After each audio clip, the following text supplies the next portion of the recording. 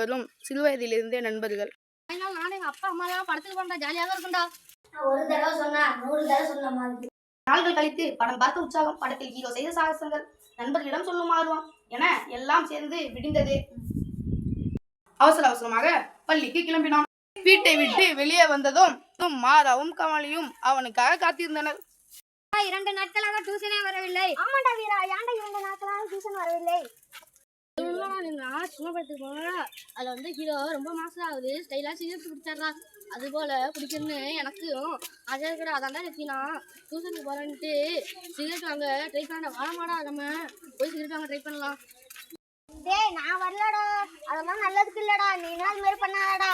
ஆமாண்டா வீரா, அதெல்லாம் நல்லதுக்கு இல்லடா. இன்னைக்காவது ஒழுங்கா டியூஷன் வா. நீ 2 பேரும் வரலாம் என்ன போங்க. நீ சாயங்காலம் ஸ்கூல் முடிச்சுட்டு போகும்போது சிகரெட் வாங்க நான் ட்ரை பண்ண போறேன் என்று சொல்ல மூவரும் பள்ளியை அடைந்தனர். எல்லாரும் இயல் 1ல இருக்கிற தமிழ் மொழி வாழ்த்துங்க. வகுப்பறைக்கு சென்ற பின்னும் வீராவின் நினைப்பெல்லாம் தான் கண்ட சினிமாவின் காட்சியில் இருந்தது. பாடத்தையும் கவனிக்கவில்லை.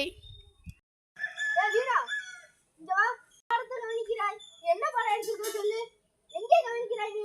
மாறா கமலி, எனக்கு சிகரெட் வாங்கி தர உதவ மாட்டீங்களா? உங்களுக்கு நான் உதவ மாட்டேன். நீ எனக்கு சிகரெட் வாங்கி உதவி செய்வாயா? எனக்கு என்ன ஒரு சிகரெட் வியாபாரத்துக்கு நான் உன்னை அழைத்து செல்கிறேன்.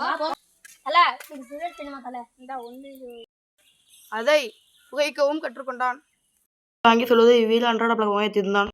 சொன்னா கேளுடா, யாரோடையும் பேச மாட்டேங்கிற, எல்லார்கிட்டையும் எரிஞ்சு எரிஞ்சு விழுகுற. இந்த மாதம் பரீட்சையில கூட ஒழுங்கா மார்க் எடுக்கல. இந்த பரமனோட சேர்ந்து பாண்டிகிட்ட சிகரெட் வாங்குறது எனக்கு நல்லாவே தெரியும். இந்த மாதிரி வீரா போதைக்கு அடிமையாயிட்டாமே. அவன் நல்ல பையனாச்சு. உணவு இடைவேளைக்கு முடிந்து என் ரூமுக்கு வர சொல்லு. உணவு இடைவேளை பெல் அடித்தது. ஹாய் வீரா, சொன்ன மாதிரியே வந்துட்ட, வெரி குட். நீ போதை பொருளுக்கு ஏன் அடிமையான? அழுவாத, எது இருந்தாலும் என்கிட்ட தயங்கமா சொல்லு. என்னுடைய போதை பொருளுக்கு அடிமையானது எப்படி வெளில வந்து உதவி செய்யணும் என்று சில அறிவுரைகளை கூறினார். இதை அறிந்த காவல்துறை அதிகாரி பள்ளியில் ரவுண்ட்ஸ் வந்தனர். இதையெல்லாம் அறியாத பாண்டி வழக்கம் போலவே சமூக விரோத செயலை செய்தான்.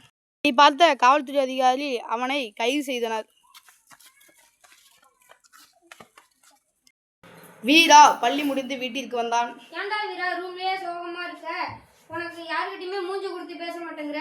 என்னன்னு சொல்லணும், போதை பொருளுக்கு அடிமையாயிட்டோம். அதுல இருந்து என்ன வேலைமா சில நேரங்கள என் மேலே எனக்கு கோபமா இருக்குமா. வா வீரா, ஹாஸ்பிட்டலுக்கு போலாம். பாப்பா மருத்துவர்கிட்ட போலாம். அம்மா கிட்ட சொன்னாலும் என்கிட்ட சொல்ல வேண்டியதானே. என்ன பிரச்சனை சார்? சார் இந்த பிள்ளை நல்லா படிப்பான், எப்படி தெரியல, போதை பொருளுக்கு அடிமையாயிட்டான். இந்த பிரச்சனை நீங்க தான் காப்பாற்றணும்.